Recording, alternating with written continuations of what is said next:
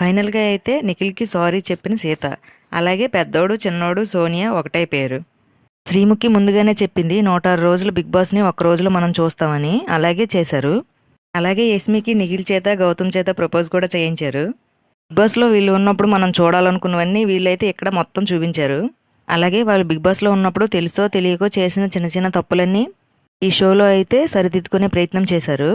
వాళ్ళు మనస్ఫూర్తిగా చేశారో లేదో వీళ్ళు బలవంతంగా చేయించారో తెలియదు, కానీ ప్రస్తుతానికైతే వాళ్ళు చేసిన చిన్న చిన్న తప్పులకి సారీలు అయితే చెప్పుకున్నారు. తర్వాత అయితే రోహిణి గౌతమ్ చేత ఎక్కడ పడితే అక్కడ అక్క అనను, అవసరమైన దగ్గరే అంటాను. తర్వాత అయితే అనిల్ రావిపూడి గారు వచ్చి సీతమ్మ వాకిట్లో సిరిమల్ల చెట్టు అంటూ మన సోనియాని, నిఖిల్ని, పృథ్వీని ఒకటి చేశారు.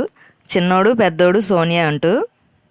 సోనియా అయితే మనస్ఫూర్తిగా సారీ చెప్పలేదు, ఎందుకంటే ఆ షో జరిగిన సాయంత్రమే తన స్టోరీలో ఏం రాసిందో అందరం చూసాం.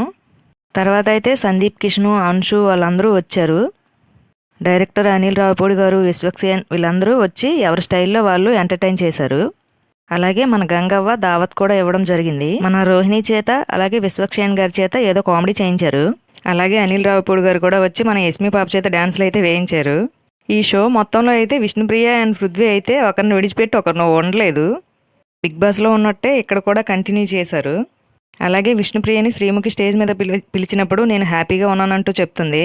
ఎందుకు అంటే బయటకు వచ్చాక పృథ్వీ రీల్ చేశాడు కదా, తిట్టు కొట్టు పడతా అని, అది అక్కడ వేశారు. తర్వాత అయితే అనిల్ రావిపూడి గారు వచ్చి మన మణికంఠ చేత కామెడీ రీక్రియేట్ చేశారు.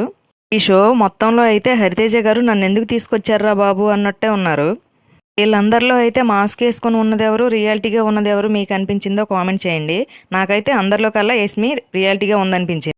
ఈ కంటెస్టెంట్స్ అందరిలో అయితే యస్మి పాపే రియాలిటీగా ఉన్నట్టు అనిపించింది నాకైతే. మీకు ఎలా అనిపించిందో మరి. ఈ షో మొత్తంలో ఎవరు నటనా శైలిలో వారు నటించారు. యస్మి తప్పితే ఎవరూ రియాలిటీగా ఉన్నట్టు అనిపించలేదు.